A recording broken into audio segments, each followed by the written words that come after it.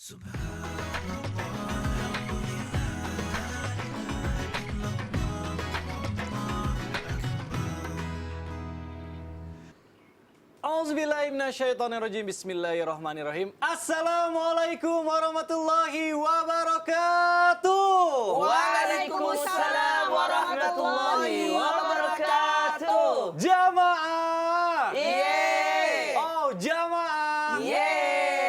Alhamdulillah. Alhamdulillahirrahmanirrahim. Wassalatu wassalamu ala asrofil anbiya'i wal mursalin wa ala alihi washabihi ajmain. Amma ba'du. Alhamdulillah jamaah, bertemu lagi bersama saya Mikdad Adausi, tentunya di Islam Itu Indah.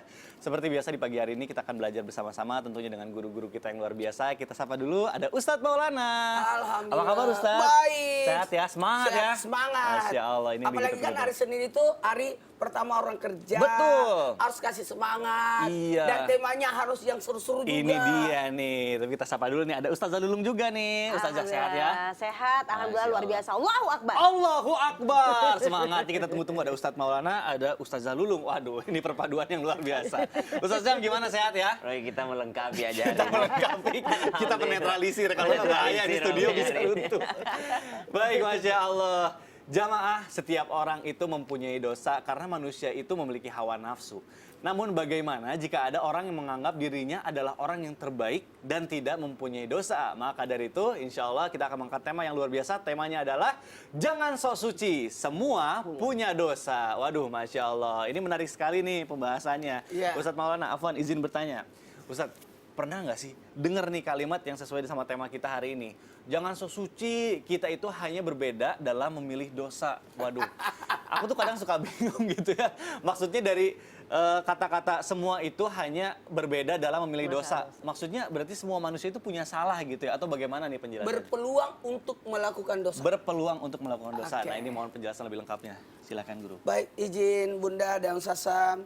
Bismillahirrahmanirrahim. Assalamualaikum warahmatullahi wabarakatuh. Waalaikumsalam warahmatullahi wabarakatuh. Jamaah. Yeay. Oh jamaah. Yeay. Alhamdulillah. Alhamdulillahirrabbilalamin. Allahumma shalli ala sayyidina Muhammad wa ala sayyidina Muhammad. Satu bentuk pujian dan rasa syukur kita 24 Muharram 1444 Hijriah, di mana kita Masya Allah Tabarakallah 5 hari lagi kita akan masuk di bulan Safar. Satu dan lain hal yang namanya manusia, mohon maaf, tanpa menggurui, hanya mengingatkan kita ini tidak luput dari salah dan lupa. Mohon maaf, dari sini tadi sudah disonding oleh Mikdad perihal tentang manusia itu punya hawa nafsu. Ya. Maka ketika ada orang berkata, sok suci lah atau apalah, tapi sebenarnya jangan pernah sok suci karena kita berpeluang melakukan dosa. Makanya apa tadi kata-katanya? Jangan sok suci. Nah. Bisa Semua jadi punya dosa. bisa jadi kita berbeda pemilihan dosa. Kita hanya berbeda dalam pemilihan dosa. Karena kenapa ada berbeda pemilihan dosa? Karena kita tidak tahu, bisa jadi ada dosa yang dilakukan, ini dosa beda lagi yang dilakukannya. Karena kenapa? Karena adanya hawa nafsu. Manusia diberikan dua, akal dan nafsu. Ya. Ketika dia bisa mengendalikan nafsunya, mendahulukan akalnya, maka dia lebih mulia daripada malaikat. Ya. Tapi ketika dia mendahulukan nafsunya dan akalnya dikalahkan, maka lebih hina daripada binatang. Nah, dalam hal inilah manusia ini diangkat kemuliaannya karena adanya akalnya. Ya. Tapi bisa jadi hina kalau dia memperturutkan nafsunya. Makanya ketika anak lahir dipotongkan kambing untuk menghilangkan sifat kebinatangan. Dan tiap tahun kita mau menyembelih kurban untuk menghilangkan sifat kebinatangan kita. Dan mudah-mudahan jadi pembelajaran besar buat kita untuk bisa membina diri kita dengan cara apa? Mencari ilmu, dan sebelum mencari ilmu mendahulukan adalah berakhlak dulu. Dan kalimat kata-kata, manusia itu tidak luput dari dua hal, salah dan lupa. Sekali lagi, salah dan lupa. Kenapa? Karena manusia berpeluang untuk melakukan kesalahan. Bahkan berpeluang untuk melakukan dosa karena disebabkan adanya yang namanya sifat lupa.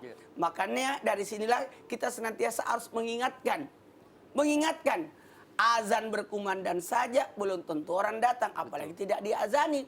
Diingatkan aja belum tentu dia lakukan, apalagi orang tidak peduli.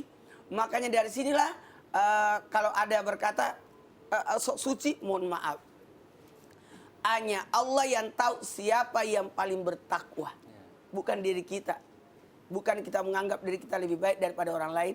Makanya kepada jamaah yang nonton, kita akan bahas lebih lanjut bagaimana perihal tentang jangan sok suci, semua orang punya dosa. Maaf, tanpa menggurui, hanya mengingatkan supaya kita kalau mendengarkan ceramah, jangan alihkan kepada orang, tapi alihkan pada diri kita untuk jadi pembelajaran. Kayaknya yang dibahas itu deh, tetangga saya deh. Kenapa tidak dibahas pada diri kita sebagai pembelajaran? Betul, betul sekali. Kadang kita tuh suka merasa bahwa wah kita udah ya paling benar, padahal itu tuh bisa aja dari kita, mungkin bukan karena kita yang memilih dosa, tapi karena kita tidak sadar bahwa Tidak ternyata iman sadar, kita lemah ternyata pada. kita berpeluang dosanya ke sini. Betul, Masya Allah. Terima kasih ya Ustadz Maulana penjelasannya. Ya. Baik jamaah, akan kita lanjutkan. Selanjutnya saya mau ke Ustadz Syam. Siap. Ustadz Syam, apa nih izin bertanya?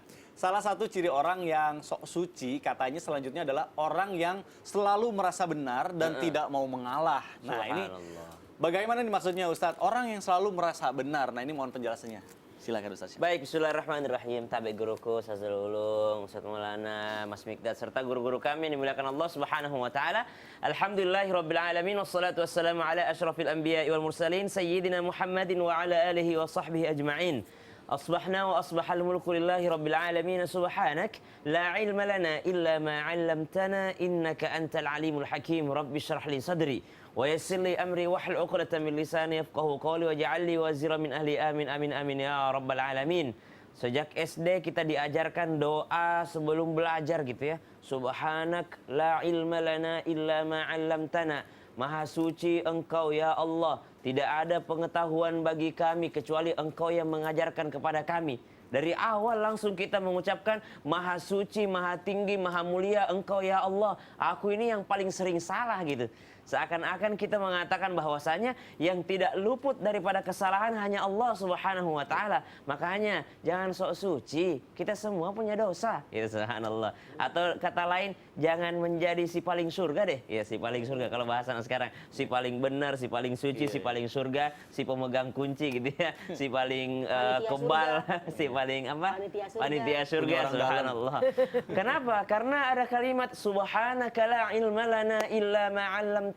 Kita ini nggak punya apa-apa, kita ini nggak mengerti apa-apa, kita nggak tahu apa-apa kecuali Allah Subhanahu wa taala yang mengajarkan kepada kita. Kejadian ini atau kalimat ini atau doa ini adalah kalimat daripada para malaikat ketika para malaikat bertanya kepada Allah, "Ya Allah, untuk apa Engkau menciptakan manusia? Mereka hanya akan membuat kerusakan di muka bumi sebagaimana makhluk-makhlukmu sebelumnya, wahai Allah." Lalu ternyata ketika Allah jelaskan dan Allah perlihatkan kepintaran atau kecerdasan daripada Nabi Adam alaihissalam, kecerdasan daripada manusia, maka malaikat mengatakan, subhanaka la ilma lana illa ma 'allamtana innaka antal alimul hakim. Tidak ada yang kami tahu ya Allah, tidak ada pengetahuan kami kecuali Engkau yang mengajarkan kepada kami. Maka sikap merasa benar ternyata dicontohkan siapa? Merasa benar pada saat itu adalah malaikat, namun ternyata segera diklarifikasi dengan kalimat, ternyata kami salah ya Allah, Engkaulah yang benar, tidak ada yang mengetahui kecuali Engkau yang memberikan. Namun ada yang kedua yang merasa benar juga pada saat itu. Siapa? Iblis. Iblis mengatakan, untuk apa Engkau menciptakan Adam wahai Allah? Engkau menciptakanku dari api, Engkau menciptakannya dari tanah. Mana mungkin aku mau mengalah kepadanya? Maka dua makhluk ini, satu malaikat, satu iblis, yang satu selamat karena akhirnya mengakui kebenaran Allah, yang satu tetap merasa sombong dan merasa benar sendiri, akhirnya dilaknat sampai hari kiamat dia divonis akan menjadi penghuni neraka, yaitu iblis. Maka jikalau ada orang menjadi si paling benar, si sok benar, si sok suci, lalu dia merasa paling surga, maka subhanallah, yang pertama ia mengikuti kebiasaan daripada iblis atau Azazil pada saat itu sehingga divonis masuk neraka selama-lamanya. Itu yang pertama. Yang kedua, Imam Syafi'i pernah mengatakan, saya ketika berdebat dengan seseorang, saya selalu berharap agar sayalah yang salah. Subhanallah. Maka garis bawahi di sini, ketika kita berdebat dengan seseorang, jangan selalu saya yang benar, saya yang benar. Kalau Imam Syafi'i, saking dia tawadhu'nya mengatakan, saya selalu berharap itu. Ketika saya berdebat, tidak ada isinya kecuali nasihat, dan saya selalu berharap sayalah yang salah ketika saya berdebat. Supaya apa? Supaya tidak merasa diri yang paling benar. Wallahu ta'ala a'lam. Masya Allah. Keren ya, Iya, Imam Syafi'i ya. Justru berharap dia yang salah. Iya, padahal ilmunya udah luar Masya biasa, Allah. apalagi kita yang maksudnya. Jadi bentuk kehati-hatian. Betul, betul, betul. Jangan betul. sampai saya yang salah nih. Iya, Betul, iya, iya. Masya Jadi Allah. Tapi kalau cowok kayaknya sih insya Allah kalau salah ini ya dia ngaku. Emang kalau cewek merasa kenapa? paling benar. Oh, aduh, ini untung bahas cewek. saja. Siapa yang ngomong? Siapa yang ngomong? Cewek untuk Alhamdulillah, aman Ustaz. Baik, baik jamaah, Masya Allah. Ulang. Luar biasa. Siapa yang ngomong? Ustazah, cewek. Ustazah apa nih? Kita lanjutkan. Saya Siapa mau yang bertanya. ngomong? Ya udah. Ini mau ngomong sekarang nih. Ustazah izin bertanya nih. Apakah orang yang sok suci itu bisa disamakan dengan orang yang mohon maaf munafik nih? Contohnya, misalnya ada orang yang hanya menampakkan sesuatu sejalan dengan kebenaran di depan orang banyak aja, depan orang doang gitu ya, nih, padahal tidak sesuai dengan rajinnya. isi hatinya, gitu ya. Dengan kata lain, hanya pura-pura gitu. Jadi tidak seirama perbuatan dengan lisan itu. Nah, apakah sama nih orang yang mohon maaf tadi misalnya sok suci itu dengan munafik? Nah, ini mohon pembahasannya, silakan Ustaz. Mohon izin Ustadz, Ustadz Sam dan juga kakak Mikdad. Silakan, Ustazah. Assalamualaikum warahmatullahi wabarakatuh. Waalaikumsalam warahmatullahi wabarakatuh. Alhamdulillahirabbil alamin wassalatu wassalamu ala nabiyina Muhammadin wa ala alihi washabihi ajmain amma ba'du. Allahumma inna na'udzubika minan nifaq wa su'il akhlaq wa dhaikil arzaq. Ya Allah, sungguh kami berlindung padamu, jauhkan kami dari sifat munafik, dari buruknya akhlak dan juga dari sempitnya rezeki. Karena biasanya orang yang munafik itu pasti akhlaknya buruk. Kalau udah akhlaknya buruk, pasti rezekinya akan sempit. Nauzubillahi min dzalik. Jadi kalau kita ngomongin orang yang ibadahnya cuman pura-pura, tidak akan bertahan lama. Karena apa? Orang tuh kalau pura-pura pasti capek. Pura-pura bahagia, capek, ya kan? Pura-pura happy, capek. Pura-pura lupa, apalagi. Jangan sampai pura-pura lupa dengan hutang-hutangnya, kan? Nah, ngomongin soal ibadah, jangan pakai pura-pura. Karena apa? Ciri-ciri orang munafik ada 3. Ayatul munafik salasun. Yang namanya tanda-tanda orang munafik gampang. Yang pertama, iza hadasa kazaba. Kalau dia ngomong pasti bohong. Dengerin aja kalau dia bohong. Biarin aja biar dia puas. Karena apa? Kamu berbohong, aku pun percaya. Kamu lukai, ku tak peduli. Kira-kira begitulah. Kenapa? Orang kalau udah munafik, dia ngomong apa aja, turutin aja. Kenapa? Kalau kita nggak turutin, dia akan semakin tinggi, semakin tinggi, semakin tinggi. Awas, ngomong jangan tinggi-tinggi. Nanti itu mulut kena sama pesawat, repot. Kalau tinggi-tinggi, ya nggak sih? Yang kedua, apa? Ayatul munafik. Yang kedua adalah, iza u'tumina khona. Jika dipercaya, dia akan berkhianat. Jadi orang-orang seperti ini, ketika ada orang, dia rajin ibadahnya. Nauzubillah min dzalik. Mungkin kita namanya dia sendirian, dia mungkin sholat buru-buru. Cepet-cepet. Tapi kalau udah ada orang banyak, wah ada jemaah nih. Biar saya dibilang ustazah yang soleha, sholat dilama-lamain, ya kan, ayat dilama-lamain. Padahal kalau di rumah misalnya, nauzubillah, males. Nah ini juga ciri orang munafik.